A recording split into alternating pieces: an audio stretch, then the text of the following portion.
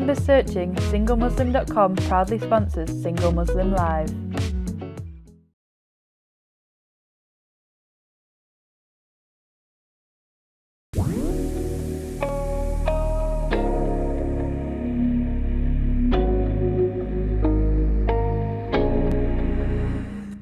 Assalamu alaikum and welcome once again to Single Muslim Live here on British Muslim TV, sponsored by SingleMuslim.com. I'm Fahima Mohammed, your host, as well as your couple and relationship coach. A very, very warm welcome from all of us here on British Muslim TV to all of you who are viewing, whether it's on Sky Channel 752 or streaming on Facebook or Twitter.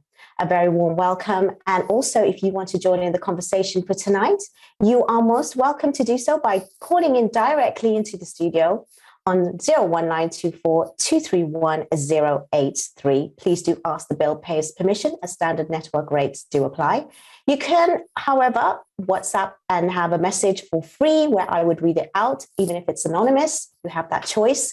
And that number is 07585835150.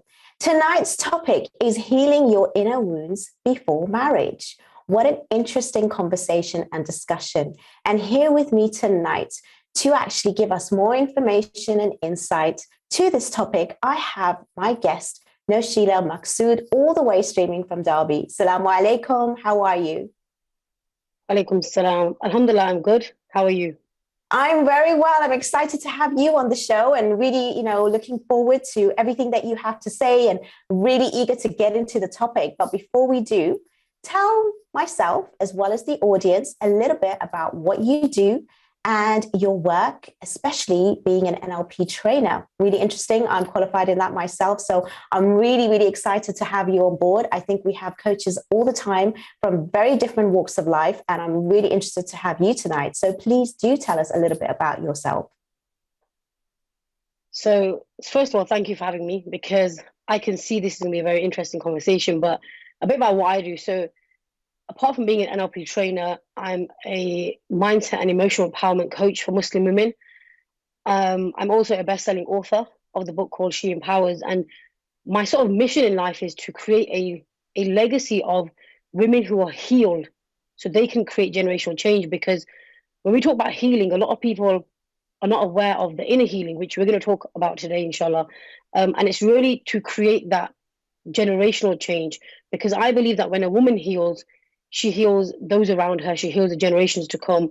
And that really, even though it seems like a far-fetched goal, it starts with basically me and you. And it starts with us healing ourselves and those close to us.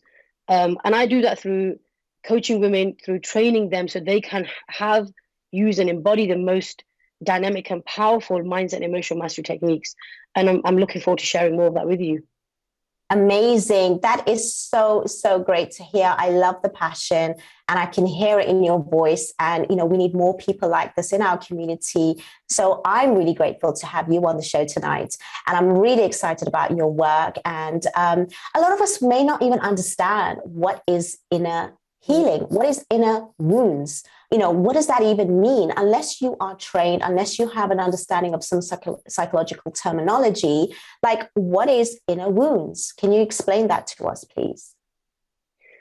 And I'm glad you asked that, because, if we look at the word, if we look at wounds, it's like when somebody's been hurt or they've had some sort of physical damage. What happens when you don't tend to a wound? It gets worse, or it can get infected, and then it can turn into something serious or long-term because it's been neglected. And that's the same when it comes to our inner when I'm talking about wounds, I mean like our emotional wounds and emotional traumas that a lot of people have learned to deal with or suppress and kind of get on with life. So everyone will have certain things that are specific to them that they've been through. But inner wounds really focus on our emotional traumas and those things that a lot of people don't like facing. So we're going to kind of delve more into what that looks like for some people, what you can do to help yourself, and how you can get further help to really kind of get on that healing journey. That is so interesting. I know, like you mentioned, there's so many different types of wounds.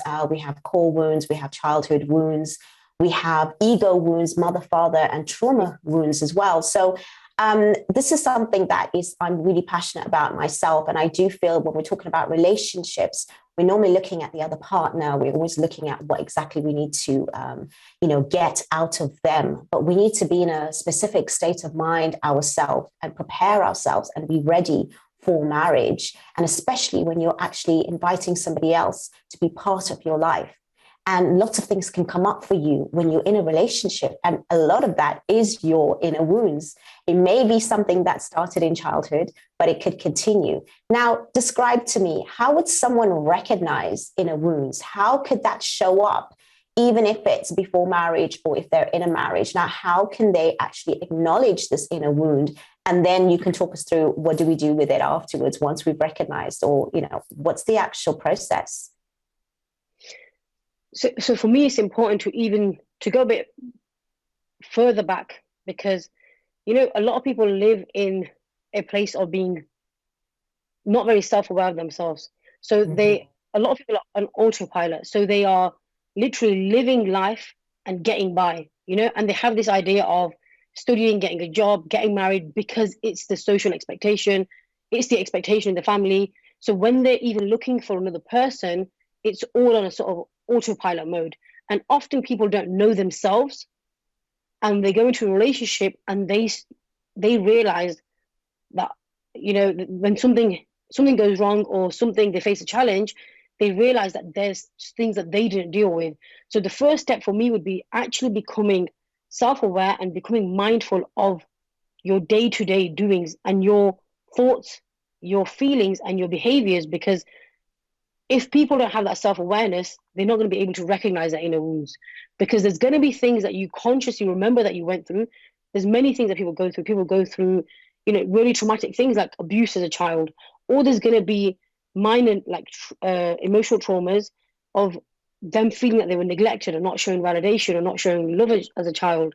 But for me, the first step to even be able to acknowledge or recognize that is stepping into self-awareness. And that's just my take on how to get started on it. Like, what would you say?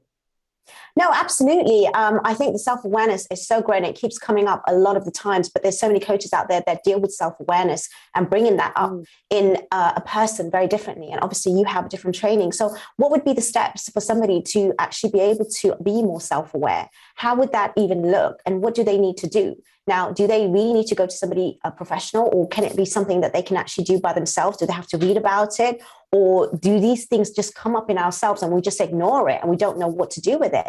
Now, I want to go a little bit deeper into this, because the thing is, a lot of the times, we talk self-awareness, we talk mindfulness, and we read the theory, but I want to be practical so that people that go away today, they can actually say, you know what, I need to either take a step, or I can do this for myself, or, contact Nosheila and let's get this, process on the way, whichever way it may be for you. This is important. Now, what is self-awareness? What does that look like to a human? And how can you be self-aware? Because we're going in, like you said, we're living in life very much in autopilot. And especially in our Muslim community, there's a certain, like you said, there's a step, there's a certain stage, there's a certain sort of like criteria that needs to be met. And we are kind of like on a hamster wheel, and it's continuous. But we're seeing so many failed relationships. And I myself deal with that constantly with the emails that we receive on the show. Lots of people trying to contact us to say, we're not satisfied, we're not happy, whether they're newly married, whether they've been married for years, whether they are, younger or older. It doesn't matter. Unfortunately, these stories are continuous. And the breakdown in marriage is now really at its peak. And we need to get to the grips of what is the core problem here. So tell me, what is self-awareness in your line of work, so that you can bring an individual to say, you know what, these are the kind of things that you need to consider, or these are the techniques or strategies or tools for you to be aware of? Yeah. So what normally happens is, when people are not self-aware of their thoughts, their beliefs, their feelings, and their behaviors, something happens in life, unfortunately, that gets people to rock bottom. So you mentioned that people kind of reach out for help. A lot of people don't reach out for help when they're in a good place, because there's no need for them to do that.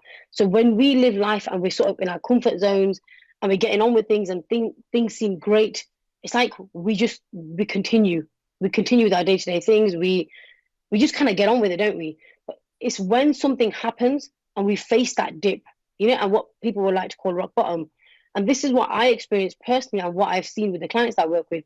Something happens in their life, a significant emotional event, whatever that might be.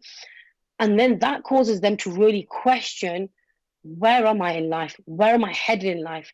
So if you're somebody that wants and knows that has a niggling feeling that something just doesn't feel right, I feel confused about life, I don't feel passionate about living, because so many of us live, but how many of us are intention living? It's something that I find super effective, and it's something very simple, is actually sitting down with yourself, grabbing a journal and asking yourself these questions, because nobody can answer those questions that you have the answers to. And simple things like, who am I? Where am I headed in life? And what is it I want to achieve? And when I'm talking about achievements, I don't mean monetary achievements or always about goals. It's about who do I want to be in my relationships? Who do I want to be in my relationship to God? Who am I being rather than just doing on a daily basis?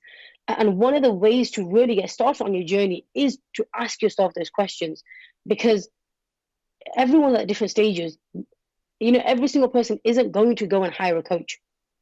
I recommend people to get that help, but you've got to start somewhere. So you've got to start by asking yourself those questions. Where am I headed? Who am I? Who am I being? Because I see a lot of this in the online space. And to be honest, I went through that phase as well. I've got to do things. I've got to prove that I'm important. I've got to prove that I'm worth something. But really, when you slow down, you think, okay, so every single day, who am I being when nobody's watching? Who am I being when it's just me and my creator? Who am I being when I'm with the people that I love the most? Who am I being when it's just me? Because many women that I speak to, I say, okay, so tell me about you. So if you could tell me about you, what would you say?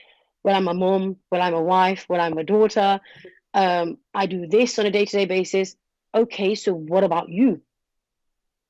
I love that. I love that, Nosheila. And you know what? We're going to come back and answer most of what you've just said. I think it's so important that the way you've highlighted it, it's really what I was looking for, so that people can actually have these questions, ask themselves these questions. And like you said, journaling it so that you can actually look back and reflect on those answers that you're giving yourself. Now, this topic is so crucial tonight. And do not miss out on the rest of the show, where we're going to be talking much more about this.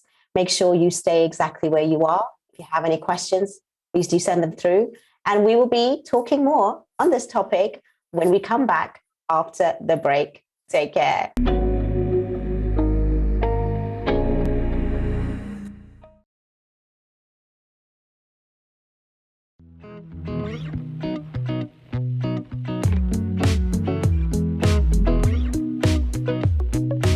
With 3 million members searching, SingleMuslim.com proudly sponsors Single Muslim Live.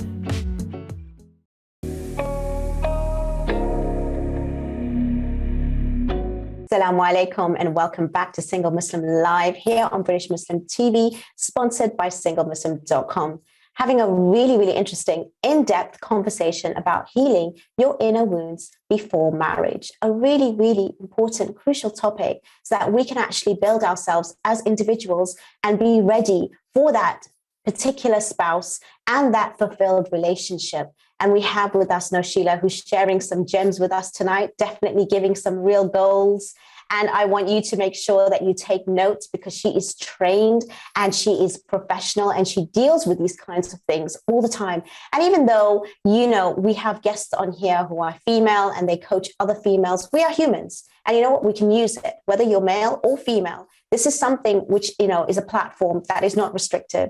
It is definitely not for one gender. It is definitely not for an age or any sort of any sort of specific, group. It's for everyone. These are tools and strategies, psychological techniques that you can use for yourself, regardless of, any walk of life or background, gender, wherever you come from. So, this is really, really important that you understand this.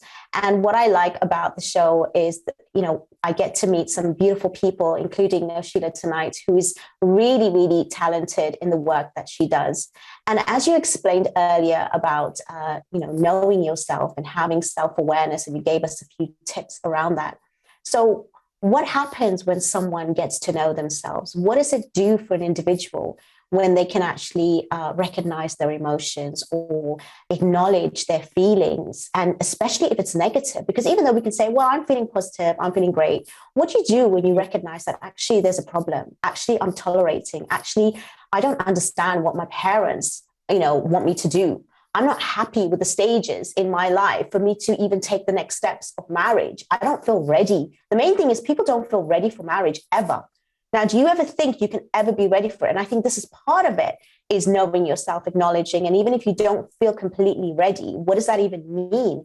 It's having that contentment or having that self-awareness. So could you explain to me, like, what does it mean to have self-awareness? How does it show up now with the next stage of an individual that has self-awareness?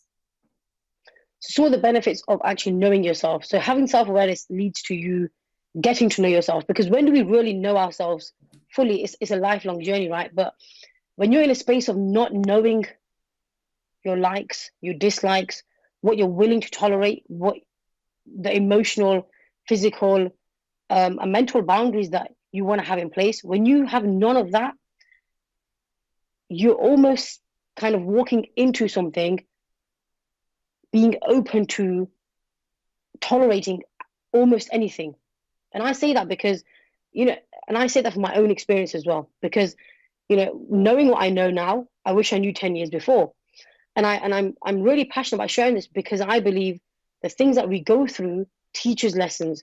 And I really wish, and I pray that many Muslims or anyone before marriage seeks the help that they need to actually have self-love, have self-awareness, value themselves to a point where they don't need another person to validate them. They don't need another person to show them you're important. They don't need another person to feel like they're not lonely, because it's about being full within yourself, and any person that joins you in your life is an addition to that joy. Because the biggest mistake people make is getting married because they want to escape their current situation, or getting married because they feel lonely, or getting married because they don't know what's next in life. So what can happen is you can walk into a relationship that's probably not even really for you. You can end up with somebody who's maybe not the right person for you, and that's just simply because you didn't have the knowledge of yourself. So think about, what are your values in life? What matters to me in life? And literally list down the top 10 things that come up for you. What matters to me in life? I'm blown away. No, Sheila, I'm so blown away with you right now, because the thing is, what you've just said is the constant, unfortunate challenges that we actually come across when it comes to individuals, men and women, who are trying to escape through marriage, or whether it's their situation or a void in themselves, in their lives. Now, like you even mentioned earlier, we normally go and seek even some sort of help or some sort of guidance, whether it's even going to our parents, friends, family, or a professional, when it's at the end of the stages where you think, oh, I can't deal with this anymore. But, as a coach, you need to understand, when you go to see another coach, you actually are just enhancing, what your potential is. And it's better to deal with it when you are a little bit more healthy in your mind, and your well-being is able to handle things. A lot of people say that counseling, coaching, they don't work. It's because you've actually entered into that space where it's quite detrimental. So it's not that it doesn't work. It's hard work. It's harder. It's longer. So go into life. Most successful people, whether they're in business or in their relationships, they're constantly talking to somebody professional, so that they have like the extra pair of ears, or the rearview mirror when you're driving, the blind spots that you can't see, the things that are open up. It's non-judgmental, it's non-biased, it's a safe space. And I think now we need to take that on. We have so many professionals coming on the show speaking about this, and I don't think there's enough of it still. But the thing is, I'm sure that now we, with women like yourself and men like yourself, that are in the same industry, that are actually also from the Muslim community, is giving much more highlight to how important it is to actually know yourself. Now, we can say this in our generation. How do you think, a parent will feel if, their child goes to them, an adult child, and say, I'm not feeling myself. I need to get to know myself. The cultures that are out there, they're like, what's wrong with you? You are Muslim. This is half your deen. You need to get married. That's it. Find the right guy with the right, kind of bank balance and, the right name, the right caste, the right culture. So what is it that we need to do to get people that matter to us on board? Because it's so difficult that we might find the right mindset, someone wanting to work on themselves, right? But then, when they're confused, we don't have the family support. Now, let's be real. And I love to be real on the show. Let's call out some of the, adults, unfortunately, in our community that do not support this. They do not have any awareness of this. And we need to make sure that they're hearing this too. Yeah, that's an amazing point, because it's like your environment affects you massively, right? And I do believe that it shouldn't stop you still, because if you look at our parents and the way their era and their parents, they come from complete different value system. They come from a complete different mindset. And sometimes it's about the way that we approach them. So if you look at it from their angle, if you go as a child, still a child in their mind, and they almost feel like you're telling them what to do, especially, and I can say that for my parents, they would almost feel attacked. They would almost feel like you think you know better than me. So for me, it's really is about taking those cultural things into consideration. Even if you think you're right or we think that we're right, I think it's important to maintain that level of respect, because ultimately they're coming from their belief system, their values, and the way that they were brought up. Because I can't give you something that I haven't got, and sometimes we expect that from our parents. And that doesn't mean to say that we shouldn't have open conversations. It's about the energy that you bring to those conversations. Like, I know my relationship with my dad is very different to the relationship with my mum, because, even growing up, I was able to be more open with my dad because his mindset was different. And I knew that if I wanted to convey the same message to my mother, I had to speak in a different way. I had to come with a different angle. And I think it really is being the first person that says, look, I need to have this conversation with you because this is how I feel. And there's going to be backlash, and there's going to be probably a lack of understanding. And in that situation, I think resilience is what you need to basically like go full force and be resilient, because you probably won't get the answer that you want the first time you speak to your parents. You probably not even the second time. But it's really about also, I think a big part of it is getting people involved that share the same sort of thoughts as you, but have an influence over people that matter and that you want on board. Because I love that, Nosheila. But you know what? We're getting some messages coming through. And before we continue with the conversation, I want to read them out, because I'm sure they're waiting for your response. And thank you so much for sending that through across as well. It says, Salam to Fahima and Nosheila. I do agree this is a very important topic to heal your inner wounds before any relationship and marriage. What advice would you say is best to move on from a person? So I'm assuming that's a previous sort of person that they consider. Yeah, because I guess you have, inner wounds from your past relationship, of course. So we'll answer this, and we've got more questions coming up, but hopefully we can go one by one, because there's quite a few coming through now. So I guess, inner wounds from your past relationship.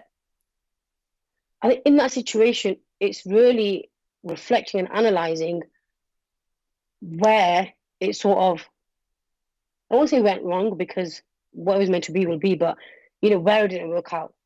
What can you recognise that happened? What lessons can you learn from that relationship not seeing through?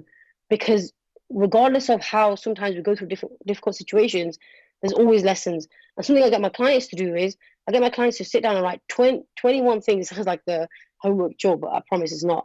21 things that they learned from certain relationships or from people that came into their lives that are no longer there. Because I believe that people come to teach us certain things. And I know that there's emotional connection that probably is still there.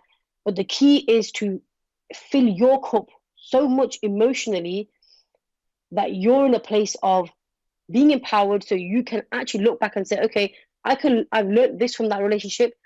And now going forward, what matters to me in a marriage? What are the things that I'm going to look for? What are the things that I'm going to be wary of? And really, reflection is the key. That's the beginning of it.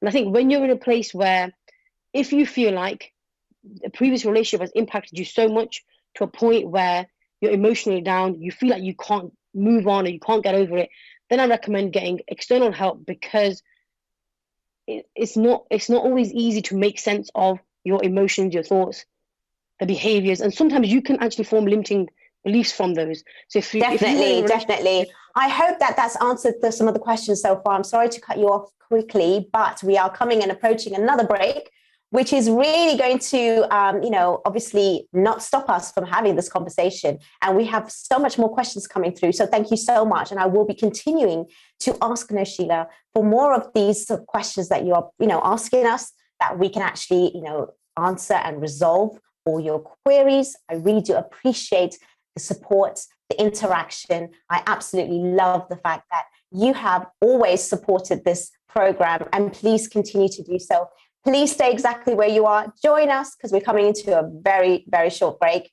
But again, we'll be continuing this discussion in a few moments. We'll see you shortly. And inshallah, we will answer more questions. Take care.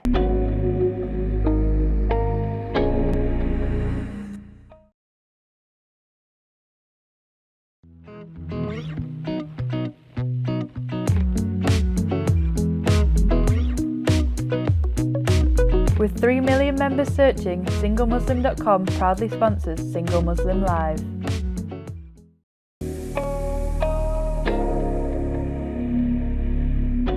Assalamu alaikum and welcome back to Single Muslim Live here on British Muslim TV, sponsored by SingleMuslim.com.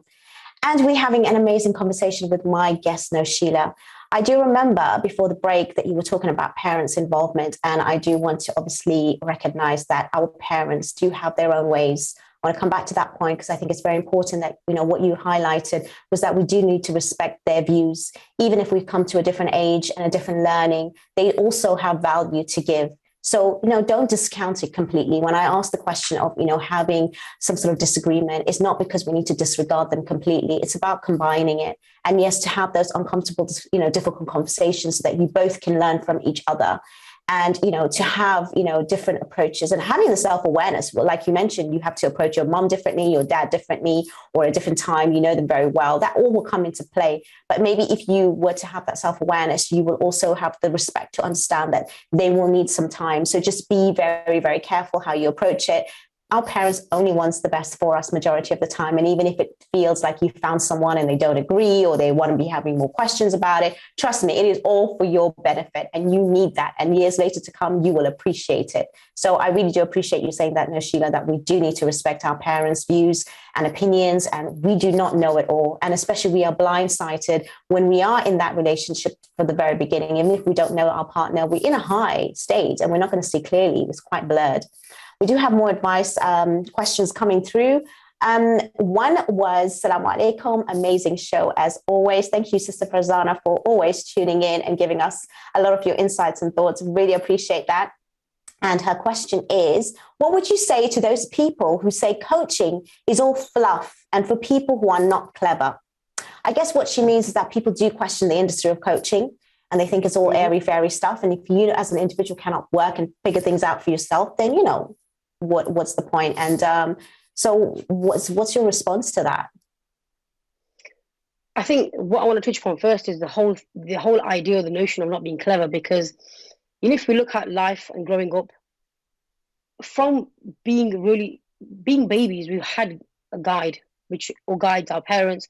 We've had caregivers, we've had teachers, we've had lecturers. So throughout our whole life, we've actually always been guided, right?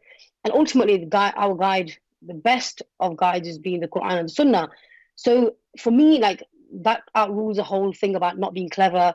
You can't figure things out for yourself.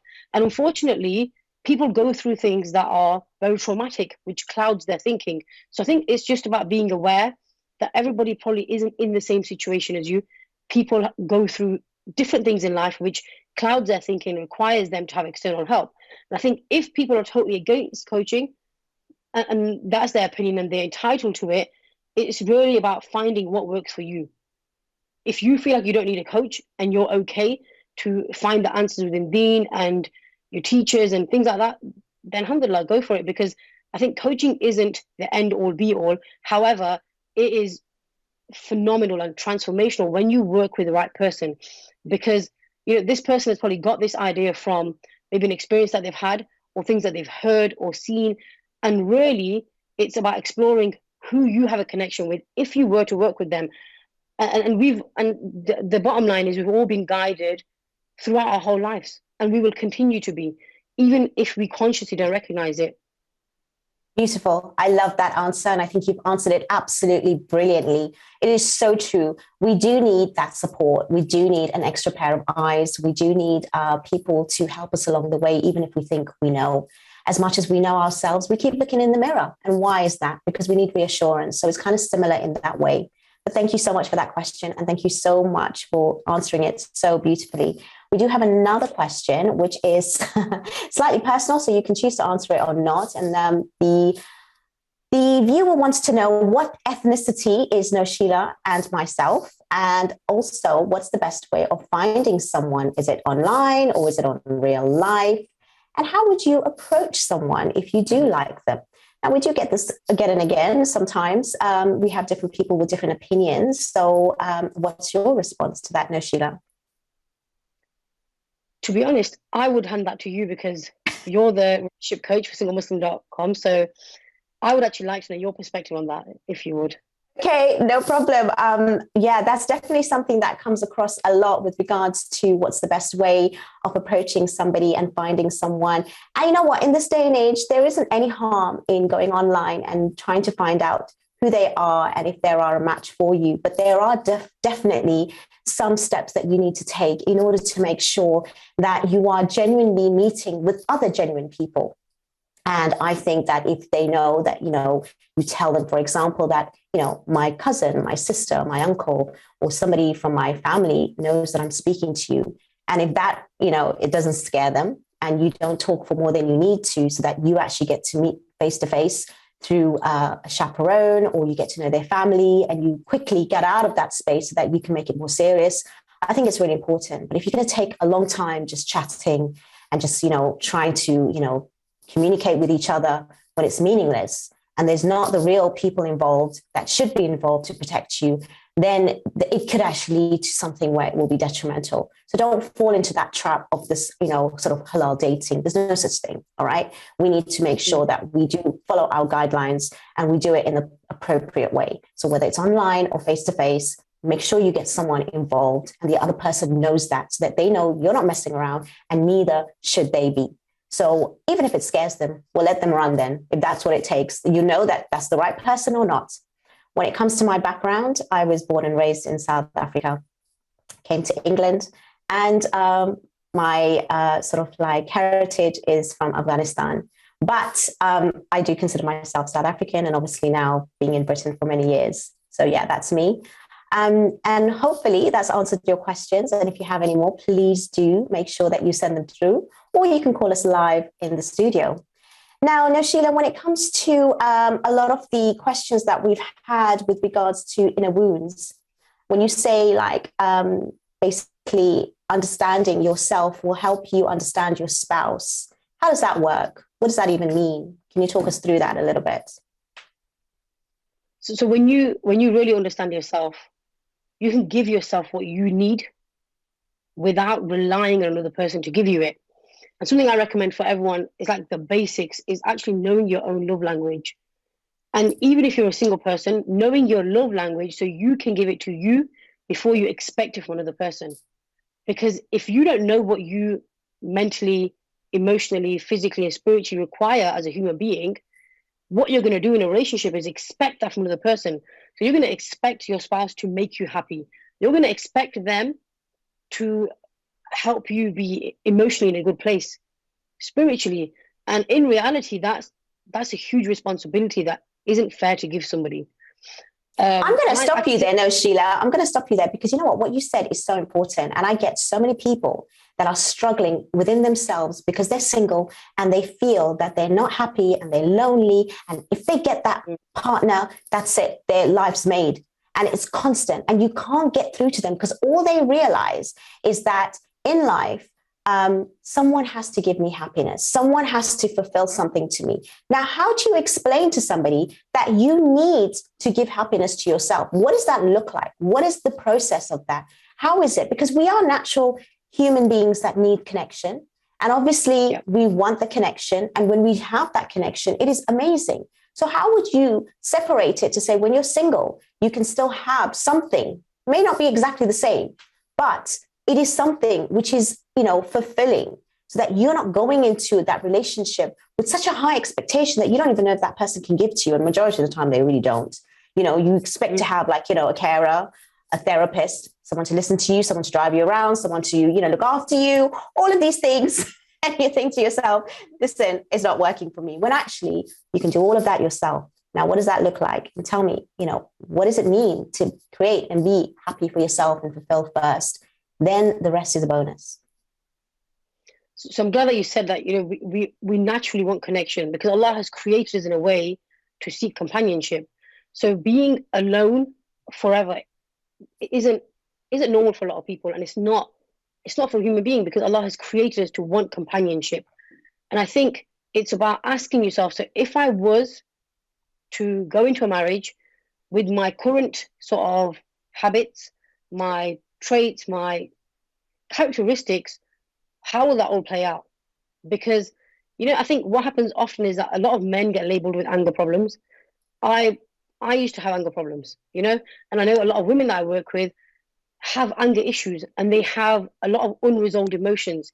So if you were to go into a relationship, have all these crazy high standards without acknowledging the things that you've got to work on, it's literally asking for trouble. So really is, if I was to get married today, looking at my current situation, my mental health, my emotional well-being, my spiritual health, which a lot of people dismiss, and my physical health, am I able to share my life with somebody, build a family if that's something that you want to do, and be happy and content within that? Because we all know that we take our emotional baggage into our relationships. We take our emotional baggage into our workplaces. Because what people don't realize is that you are your relationship. You are the core of your relationship, not your spouse. So when you go into this relationship being as healed as you possibly can, or having self-awareness of how to manage your emotions, if people learn how to manage their emotions, many relationships would be in a much better place. It's because when people don't deal with their own stuff, they lash out and they take out of the person. So really, it's questioning yourself. I think the real question to ask is, would I be happy to be with myself? If you were to see that the person as a mirror, would you be happy to spend your life with somebody that's the way that you are? Brilliant. I love that. I absolutely love that. I think what you've said really hit the nail on the head, really. You've answered it beautifully, and you've given so much food for thought, lots of insights. Again, we are coming to the final break very shortly. I want to thank you all for all your questions, all your queries, all your comments. I love it. The interaction, the engagement on Facebook, on Twitter, watching on Sky. We love having all of you join us each week. And especially this topic is really, really crucial in order for you to make sure that you find that special spouse, but in a way where you're healthy first, to actually be into a healthy relationship. Now, this is what the topic's about. And I'll make sure that we're going to be having some more questions for Nosheila. We're going to be answering some more questions of yours, and I'll be reading them through. If you want to call in, please make sure that you do call into the studio and speak to me and my guest directly. And hopefully we will have much more insights from my guest, but we are heading into a break very, very soon. Make sure you stay exactly where you are, and we will catch you on the other end with more to discuss. Take care, and we'll see you in a few moments.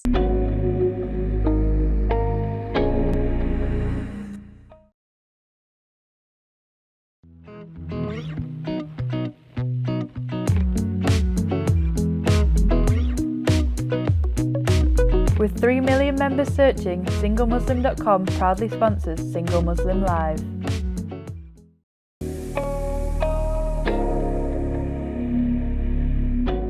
Assalamu alaikum and welcome back to Single Muslim Live here on British Muslim TV, sponsored by SingleMuslim.com.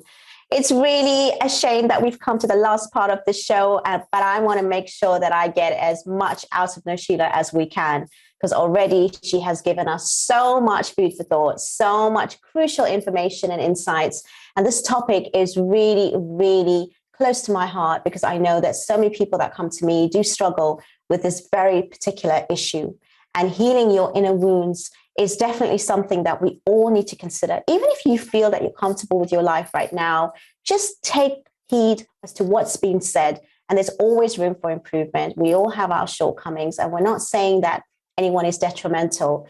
But at the same time, if you can have more self-awareness, if you know that you are going to be triggered and you can manage and regulate your emotions, then you are in a much better space to be with that spouse in the future. Or even if you are with, in a relationship right now, you can really, increase in that happiness and fulfillment. Because a lot of the times we project what is within ourselves onto our partners, as Nosheila has mentioned earlier. Now, there are so many different types of trauma, but one of the main ones that come up is the financial burden, the healing of money. And a lot of people don't like to even discuss that before marriage, but how important is it to understand that the finance is something that couples do need to talk about? It is also part of, healing. It's also part of trauma. It can also cause breakdowns in marriages. A lot of us don't know how to question it, how to go around it. What would be your advice on that? I'll say if you look at it from an angle of, what are the things that you need in a relationship? Safety, security, you want whatever's important to you. And even though people don't like discussing the whole thing around money, is because they have certain emotions attached to it. And it's about being open and honest with things that could occur in the future and what finances look like, because it does play a huge part in your relationship. Now, it doesn't mean that everything is based around finances, because you learn to adapt, you learn, that situations change. But it's really about looking at your money story, because that's what you take into your relationship. So if you've got really bad, and when I say bad, I mean and I'll explain that in a second actually, when you've got bad spending habits or you emotionally spend, you'll do that in your marriage as well. So one thing that I used to do, and I'm happy to be open and honest about this, is I used to emotionally shop.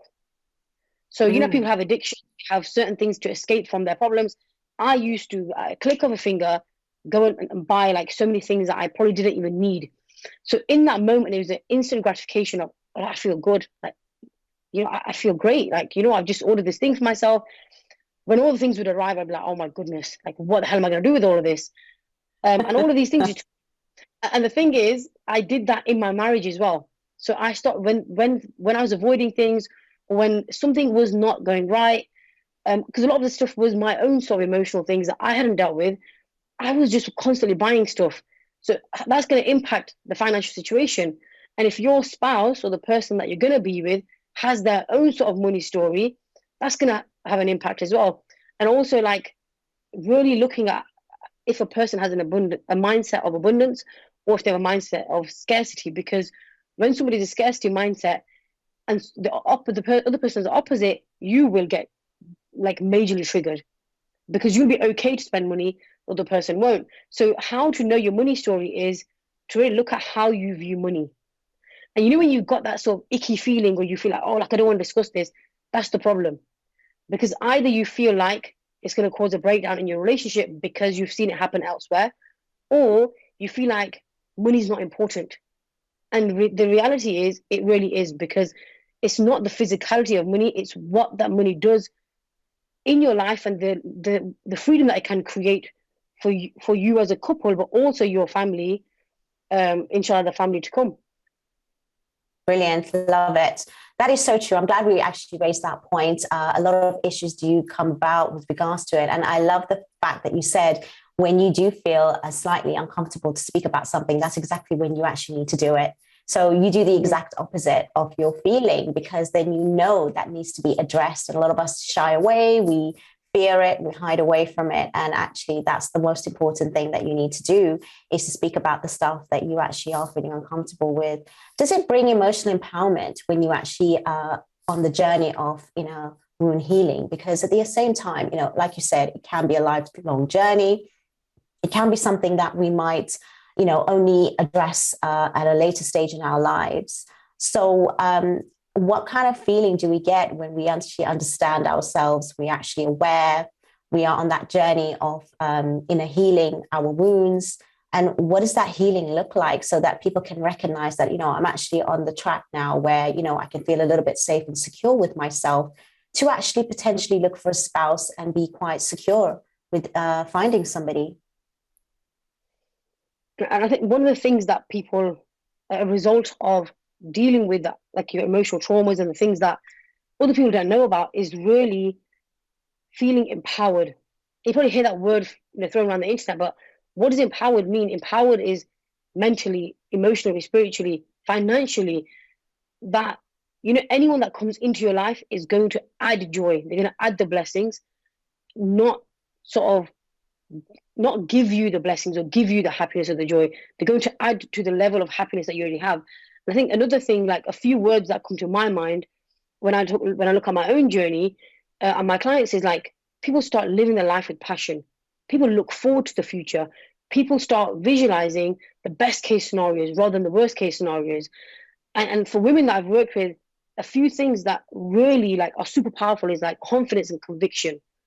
Because, I love it when women have this unshakable confidence that no matter what they do in life and no matter where they go, regardless of obstacles and things that might occur, they know that Allah's taking care of them.